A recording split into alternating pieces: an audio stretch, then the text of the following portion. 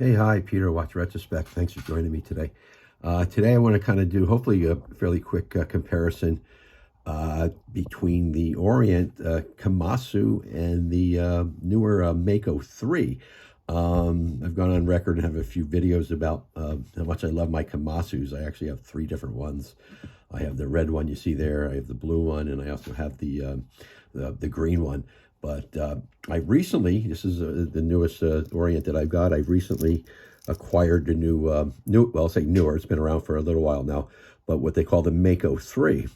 The Mako 3, what this is, the case is identical to the Kamasu. Here's my red Kamasu.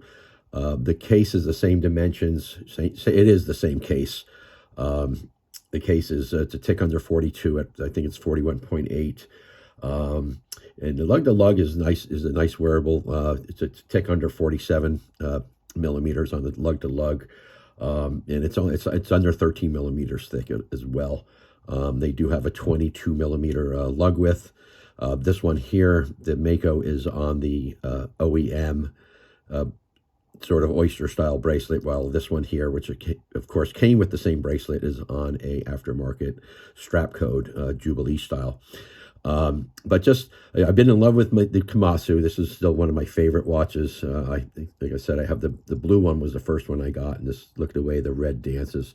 These have got a sunburst style, whereas here the Mako has got a very matte dial, almost a pastel blue, very almost like a dull matte coloring, but it's very nice. It doesn't pop like the sunburst ones on the other Kamasus, but the other difference that you'll find on this is actually the crown. One of the complaints I've always had with the Kamasu is how small the crown is, and it's a little hard to manipulate. It hasn't been a major issue to me. You learn how to manipulate it, but it's probably the most awkward part of the watch is just how small that crown is on the Kamasu, whereas the Mako 3 has got a larger crown. It's a little bit taller, a little bit wider. The crown guards are still the same measurement. They're 7 millimeters between the two guards, the two sides of it. So it is the same case without a doubt. Another big difference, obviously, is the indices, where this has got the rectangular, baton type indices on the Kamasu. And I absolutely love this watch. It's still, these have been one of my most favorite watches, and hence I got three different ones. But I figured I'd try this new Mako 3. And of course, one of the upgrades of this compared to the older Makos is it does have the sapphire crystal, just like the Kamasu. As you can see, the bezel is the same, although the insert, you just have the 15-minute countdown with a different shade of blue. Whereas the Kamasu has got is graduated. Each minute has got the mark on it. So that's obviously a difference. And then obviously the hands are different. And then this is one of my favorite hand sets, the Kamasu. I just absolutely love these hands. They're longer than the Mako. You can see how the minute hand goes right to the minute track on there, where this one here is it's a little bit shorter. I wasn't sure if I was going to like that. And another thing with the hands is where they are silver. Sometimes, at least with this dial, with this matte blue dial, sometimes that silver boundary of the hand gets lost, and all you see is the lume, depending on the angle and the lighting. And so sometimes you look at it, and the hour hand looks small.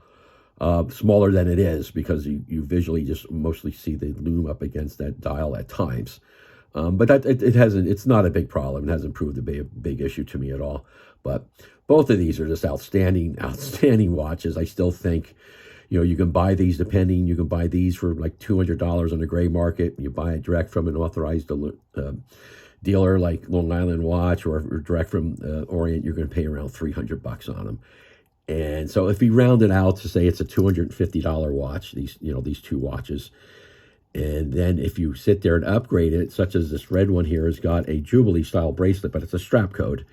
And if you spend the $89 plus the $200 to $300 for the watch, you have got one heck of a nice watch that you're very proud to own. I mean, I own I own two Rolexes, I own Doxes, and and Christopher Ward's, and they're outstanding watches. But this watch, I mean, for such a cheap entry price, is just, I'm just still blown away by these. They're just a fabulous, fabulous watch.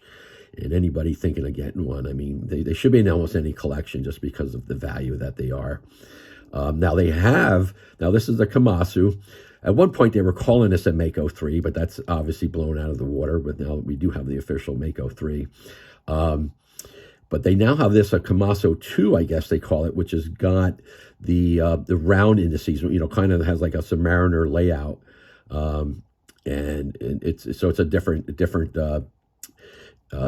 dial set, and it has the gradient dials on them. And on that one too, the biggest difference is that the sides aren't polished, but they're brushed. And that's for another time. And it's still what they call a Kamasu. It's got the same handset. And I guess they unofficially call it a Kamasu 2. And maybe we'll reach out to get one of those. We'd probably get the green one. And again, it has a gradient dial, and then it has the round indices, as I said. Like I said, more like a Submariner setup. But this one here, this is my newest one, and it doesn't. I think the indices are. See, on the Kamasu, they really seem like they're applied indices. Where these, I don't know if they're applied or if they're just like stamped from behind. I don't know for sure. The loom isn't quite as good. It's still got very nice loom, but it doesn't last as long as the Kamasu. I think the loom is better on the Kamasu, but still a really nice watch. You got the same date function at 3 o'clock. And this, of course, obviously, he's got the 6, 9, and 12, so that makes it a whole lot different there. But really a fabulous watch. Again, this is the new Mako 3. They got about 4 or so colorways on that. So, but this is my 4th Orient, and just one of my favorite watches. And the best thing about them is you can fill this collection, this watch collecting addiction, for such a short dollar. I mean, like I said, between $200 to $300, you can buy one of these. And again, if you spend $89 and you upgrade it to a strap code bracelet, it's just a fabulous, fabulous watch that you can have for well under $400. With a high quality bracelet as well. And this bracelet isn't all that bad. I mean, this is the factory one. Again, they start at 22. And this one maybe taper down to 20. It's got a hollow end link, and it's got a stamp steel. It's just got a stamp steel clasp. Compared to the strap code, where the strap code has got a much better clasp. It actually has 6 micro adjustments compared to 4 on the OEM bracelet that Orient gives you. But here you have the machined clasp and everything. And again, for about $89, you can really upgrade these watches. But the original one really isn't all that bad. I mean, you can live with it for sure. But again, for like starting between $200 to $300, these are just, I think, one of the highest value watches you can get. They're definitely one of my favorite ones. So that's there you go. Again, this is now my 4th Orient. There's again one of my favorite watches that you can get, regardless of price. I just really do. I love these watches. But anyway, I appreciate you taking time. Hey, any comments, please leave them below. I could really appreciate it if you subscribe or give a thumbs up. I could really use it. But again, thanks for joining me. And last words, if you're looking at one of these Orients, don't hesitate. These are just fantastic, fantastic watches for the money. Very hard to beat. Thanks a lot for joining me. Appreciate it.